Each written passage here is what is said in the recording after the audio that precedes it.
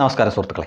RSS അഥവാ രാഷ്ട്രീയ സ്വയം സേവക സംഘ്, CPM അല്ലെങ്കിൽ CPMൻ്റെ മുൻ രൂപമായിട്ടുള്ള CPI, പിന്നെ ഇന്ത്യൻ നാഷണൽ കോൺഗ്രസ്, ഇതിന് മൂന്നിനും 100 വർഷത്തോളമോ അല്ലെങ്കിൽ അതിൽ കൂടുതലോ പാരമ്പര്യമുള്ള സംഘടനകളാണ്. ഒരെണ്ണം സാംസ്കാരിക സംഘടനയാണ്, മറ്റൊരെണ്ണം സ്വാതന്ത്ര്യ സമരത്തിന് വേണ്ടിയിട്ട് ഒരു സായിപ്പുണ്ടാക്കി ഇന്ത്യക്കാർക്ക് കൊടുത്തതാണ്. പിന്നീട് അവരത് രാഷ്ട്രീയ പാർട്ടിയായിട്ട് മാറ്റി. മറ്റത് നമുക്കറിയാം, CPI കമ്മ്യൂണിസ്റ്റ് പാർട്ടി. ഇതുണ്ടാക്കി കുറച്ചു കാലം കഴിഞ്ഞപ്പോൾ തന്നെ ഈ RSS എന്ന സാംസ്കാരിക സംഘടനയ്ക്കെതിരെ കമ്മ്യൂണിസ്റ്റ് ആവട്ടെ കോൺഗ്രസ് ആവട്ടെ അവർ പറയാത്ത അപവാദങ്ങൾ ഇനി ഒന്നും ബാക്കിയില്ല. ഇനി പുതിയ എന്തെങ്കിലുമൊക്കെ കണ്ടുപിടിക്കണം. അന്നു മുതലേ നിരന്തരമായിട്ട് ഈ RSS എന്ന സംഘടനയെപ്പറ്റി അവർ പറഞ്ഞുകൊണ്ടിരിക്കുകയാണ്. ആ RSSൽ പോകുന്നവരെ, അതിൽ പങ്കെടുക്കുന്നവരെയൊക്കെ സമൂഹത്തിൽ ഒറ്റപ്പെടുത്തും, അവഹേളിക്കും, പരിഹസിക്കും. അങ്ങനെ നിരന്തരമായിട്ടും ചെയ്തുകൊണ്ടിരിക്കും. എന്നിട്ട് എന്തെങ്കിലും ഒരു ബലമുണ്ടോ? അന്ന് രൂപീകരിച്ചപ്പോൾ എത്രമാത്രം ഉണ്ടായിരുന്നു, അതിൻ്റെ എത്ര മടങ്ങാണ് ഇന്ന് RSS എന്ന ആ സംഘടന നിൽക്കുന്നത്? മാത്രമല്ല, ഇന്നിപ്പോൾ അവരുടെ പരിപാടിയിൽ പങ്കെടുക്കുന്നത് സമൂഹത്തിൽ നിലയും വിലയുമുള്ള ആളുകളാണ്. അതിൽ ജാതി മത ഭേദമന്യേ ആളുകൾ പോകുന്നുണ്ട്. അതിൽ പലരുടെയും ബൈറ്റും മറ്റുമൊക്കെ ഇതിനു മുമ്പ് പല ചാനലിലൂടെ നിങ്ങൾ കണ്ടിട്ടുള്ളതാണ്. അതിനാൽ ഞാൻ ആ ഭാഗത്തേക്ക് പോകുന്നില്ല. എഞ്ചിനീയർമാർ, ഡോക്ടർമാർ, അതേപോലെ തന്നെ സയൻറ്റിസ്റ്റുകൾ, അങ്ങനെ സമൂഹത്തിൻ്റെ വിവിധ മേഖലയിൽ മികവ് തെളിയിച്ചവരൊക്കെ അതിൽ പോകുന്നുണ്ട്. IASഉം IPSഉം ഉദ്യോഗസ്ഥരായിരിക്കുന്നവർ അതിൽ പങ്കെടുക്കും. വിരമിച്ചതിന് ശേഷം പൂർണ്ണസമയം ഇതിൻ്റെ പ്രവർത്തകരാവാം എന്ന് വാഗ്ദാനം ചെയ്യും. ചിലരൊക്കെ അതേപോലെ തന്നെ അതിനുശേഷം ആ പൂർണ്ണ RSSകാരായി മാറുന്നു. ഇവിടെ ഒന്ന് ആലോചിച്ച് നോക്കൂ. ഈ കോൺഗ്രസ്സുകാരും CPMകാരും നിരന്തരം ഇങ്ങനെ പറഞ്ഞിട്ടും ഇതിലേക്ക് ആളുകൾ വരുന്നതല്ലാതെ അതിൽ നിന്നാരും കൊഴിഞ്ഞു പോകുന്നില്ല.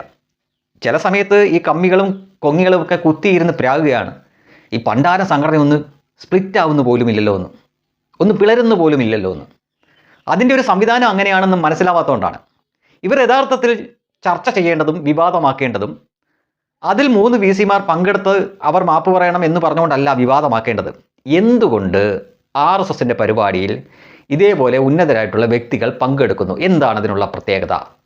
നമ്മൾ ഇത്രയൊക്കെ അതിനെ അവഹേളിച്ചിട്ടും അതിൽ പങ്കെടുക്കുന്നവരെ പരിഹസിച്ചിട്ടും ഒറ്റപ്പെടുത്തിയിട്ടും അവർക്ക് ഭ്രഷ്ട് കൽപ്പിച്ചിട്ടുമൊക്കെ പിന്നെയും ആളുകൾ അതിലേക്ക് തന്നെ പോകുന്നുണ്ടെങ്കിൽ എന്താണ് അതിലുള്ള പോസിറ്റീവായിട്ടുള്ള കാര്യം എന്ന് ചിന്തിച്ചിട്ട് അതുപോലെ നമുക്കും ആവാൻ പറ്റുമോ എന്ന് ശ്രമിക്കേണ്ടതിന് പകരം 100 വർഷമായിട്ടും പരാജയപ്പെട്ട അതേ കാര്യങ്ങൾ തന്നെ ആവർത്തിച്ചു കൊണ്ടിരുന്ന് ക്രിയാത്മകമായി ഈ നാടിന് വികസനം നടത്തേണ്ട ഭരണാധികാരികൾ പോലും നമ്മുടെ വിലപ്പെട്ട എത്ര സമയമാണ് തുലച്ചെടുക്കുന്നത്?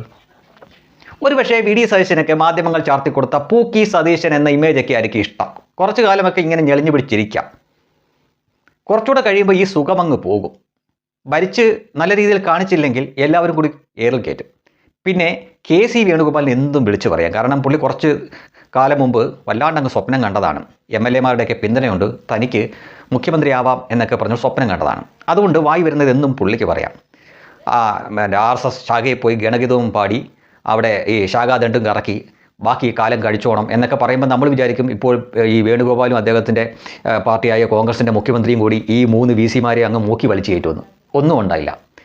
ഇവർ ഈ മാപ്പ് പറയണമെന്ന് പറയുകയും ഈ KC വേണുഗോപാലിൻ്റെ വിടുവായത്തിലും എല്ലാം കഴിഞ്ഞതിന് ശേഷവും അവരുടേതായിട്ട് സംഘടിപ്പിച്ച ചടങ്ങിൽ പിന്നെയും RSS മേധാവി മോഹൻ ഭഗവതും അതേപോലെ തന്നെ ഈ ഗവർണറും ഒക്കെ പങ്കെടുത്ത ചടങ്ങിൽ അവർ പോയി സന്നിഹിതരായി.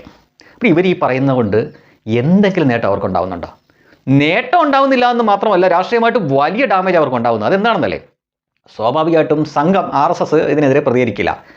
പക്ഷേ സംഖ്യകളുണ്ട്, BJPക്കാർ, സോഷ്യൽ മീഡിയയിൽ മറ്റുള്ളവർ, അവരിവരുടെ പഴയ കാര്യങ്ങൾ കുത്തിപ്പൊക്കും. 2013 സാക്കിർ നായിക് എന്ന് പറഞ്ഞ ലോകം തീവ്രവാദി എന്ന് മുദ്രകുത്തി ഇപ്പോൾ മലേഷ്യയിൽ എവിടെയോ കൊണ്ടുപോയി ഒളിഞ്ഞിരിക്കുന്ന ആ വൃത്തികെട്ട മത തീവ്രവാദിയെ ഇന്ത്യ, അതായത് അന്ന് ഭരിച്ചിരുന്ന സർക്കാർ ക്ഷണിച്ചു വരുത്തി നമ്മുടെ IPS ഓഫീസർമാർക്ക് ക്ലാസ് എടുത്തു. ഒന്ന് ആലോചിച്ച് നോക്കൂ. ഇതൊരു പക്ഷേ പുതിയ ജെൻസി പിള്ളേർക്ക് അറിയാത്ത കാര്യമാണ്. ഇങ്ങനെ ചെയ്യിച്ചു എന്ന് കോൺഗ്രസ്സുകാർക്ക് പോലും എല്ലാവർക്കും ഒന്നും അറിയണമെന്നില്ല. പക്ഷേ ഇപ്പോഴും പഴയ ന്യൂസ് നോക്കിയാൽ നിങ്ങൾക്ക് മനസ്സിലാവും. ഞാൻ കള്ളം പറയുന്നതല്ല, ഞാൻ അതിൻ്റെ ആ ന്യൂസിൻ്റെ ആ ഒരു ഭാഗം കൂടെ കാണിച്ചിട്ട് തന്നെയാണ്. ഇവിടെ ഉത്തരവാദിത്തപ്പെട്ടൊരു മാധ്യമം, ഒരു ദേശീയ മാധ്യമം തന്നെയാണ് ആ വാർത്ത കൊടുത്തിരിക്കുന്നത്. അപ്പോൾ അത് ഈ സംഖ്യകളങ്ങ് കുത്തിപ്പൊക്കി ഇട്ട് കൊടുക്കും. ആരുടെ പാർട്ടിയാണ്? KC വേണുഗോപാലിൻ്റെ പാർട്ടി, VD സതീശൻ്റെ പാർട്ടി. ഇത്രയും തരവഴി കാണിച്ച ടീമുകളാണ്. മനസ്സിലായോ? ഇത്രയും പരിപാടി ഈ രാജ്യത്തോട് കാണിച്ച മുതലുകളാണ് ഇവിടെ 100 വർഷമായിട്ട് പ്രവർത്തിച്ചുകൊണ്ടിരിക്കുന്ന RSS എന്ന സംഘടന. ആ RSSകാരനാണ് നരേന്ദ്രമോദി, RSSകാരിയാണ് നമ്മുടെ രാഷ്ട്രപതി ദ്രൗപദി മുർമു. അതുപോലെ തന്നെ മന്ത്രിസഭയിൽ ഇരിക്കുന്ന പ്രധാനപ്പെട്ട സ്ഥാനങ്ങളിൽ ഇരിക്കുന്നവരെല്ലാം RSS ആണ്. അവർ തുടർച്ചയായിട്ട് ഭരിച്ചുകൊണ്ടിരിക്കുന്നു. RSS ആണ് 100 വർഷമായിട്ട് ഇവിടെ പ്രവർത്തിച്ചുകൊണ്ടിരിക്കുന്നു. ആ സംഘടനയുടെ പരിപാടിയിൽ പങ്കെടുക്കരുത്, പകരം സാക്കീർ നായിക് എന്ന് പറഞ്ഞു കഴിഞ്ഞാൽ പറയുന്ന ആ വൃത്തികെട്ട മതതീവ്രവാദിയെ വിളിച്ച് നമ്മുടെ IPS ഓഫീസർമാർക്ക് അവർ ക്ലാസ് എടുത്തു കൊടുത്തു. ഇതാണ് ഇവർ നമ്മുടെ രാജ്യത്തോട് ചെയ്തുകൊണ്ടിരുന്ന കാര്യം. അപ്പോൾ ഈ സംഭവം ഇപ്പോൾ പൊങ്ങി വരുമായിരുന്നോ? ഇല്ല. പകരം ഒരാവശ്യവുമില്ലാതെ RSSന്റെ മണ്ടയ്ക്ക് കയറാൻ നോക്കിയതുകൊണ്ടാണ് ഇപ്പോൾ ഈ വിഷയം പൊങ്ങി വന്നത്.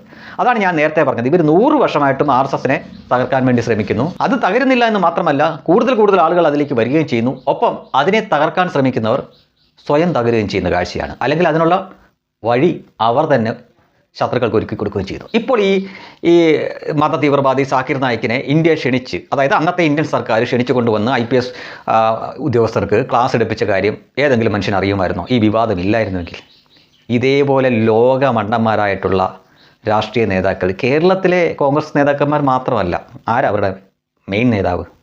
ആ സങ്കര ഇനം പപ്പു. നമോ ഭാഗം.